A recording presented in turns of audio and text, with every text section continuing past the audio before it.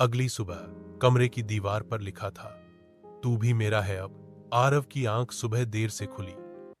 सिर भारी लग रहा था, जैसे रात को बहुत कुछ हुआ हो, लेकिन सब धुंधला। उसे कल रात दीवार पर कुछ लिखा दिखा था, तू भी मेरा है अब। लेकिन सुबह वहां कुछ नहीं था, सिर्फ वही पुराना निशान। ना खरोंच, ना आवाज, ना कोई लिखा हुआ। मैंने सपना देखा था शायद, उसने खुद से कहा। दोपहर में हॉस्टल कैंटीन में बैठा तो एक लड़के से बातचीत हुई। नाम था विवेक, सीनियर था। आरव ने कैजुअली पूछ लिया, भाई तीसरी मंजिल में और कौन कौन है? विवेक कुछ सेकंड के लिए चुप हो गया, फिर मुस्कुराया।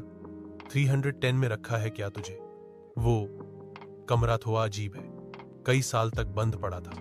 अब तो चलो सब नॉर्मल है। आरव ने ध्यान नहीं दिया, सोचा कोई रूमर होगा, लेकिन उसकी मुस्कान में जो झिझक थी वो दिमाग में गूंजती रही। उस रात आरव ने दीवार के कोने पर एक पुराना पोस्टर चिपका दिया ताकि वो अजीब निशान दिखे ही ना। नींद में जाते ही सपना आया, एक लड़की सफेद कपड़े में कमरे के उसी कोने में बैठी थी। उसकी पीठ आरव की तरफ थी। वो कुछ बुदबुदा रही थी। आरव पास गया, आवाज अब साफ थी, निकल जा, तुझे भी बुलाया गया है, अब कोई नहीं लौटता। वो लड़की अचानक पलटी। उसका चेहरा नहीं था, सिर्फ एक गहरा काला गड्ढा।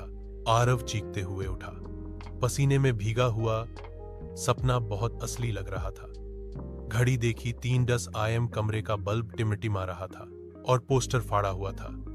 दीवार पर निशान अब और फैला हुआ था और उसके ठीक नीचे कुछ लिखा था काले धुंधले अक्षरों में, अब तेरी नींद भी मेरी है।